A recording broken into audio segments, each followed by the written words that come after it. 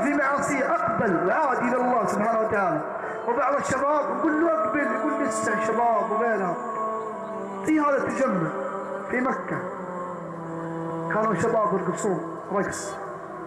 والله شباب احنا ثلاثة كنت سويت هذا الحركة، تلثمت ومعايا شريط، كان الشريط عليه رقمي، دخلت في النص على اللي يرقص، دخلت في النص اللي على اللي يرقص، والله وجهي في وجهه.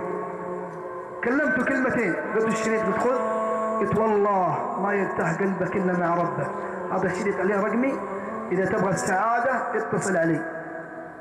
مشيت ورحت مع اخوياي اسبوعين يا شباب، اسبوعين فقط، يجيني اتصال السلام عليكم. وعليكم السلام. قال ممكن اقابلك؟ قلت من معي؟ قال ما راح اقول لك اسمي لين اقابلك، ما راح اقول لك اسمي لين اقابلك. قلت ابشر. يجوني شباب كثير. قال لي وين ساكن؟ قلت انا ساكن في الحي الفلاني. جاني شباب في العصر والله ما اعرف من هو. شاب هذا اللي يرقص كان كدش. الشاب هذا يا شباب اغانيه في اليوتيوب مليانه. شاب هذا روابط منتشره اغاني له. الشاب هذا وسيم سبحان الله، يفك ويطلع وينزل فدرات الى غيرها. لكن الله اراد له الهدايه قبل صدى الفجر. هذا الشيء اللي نعطيه اياه.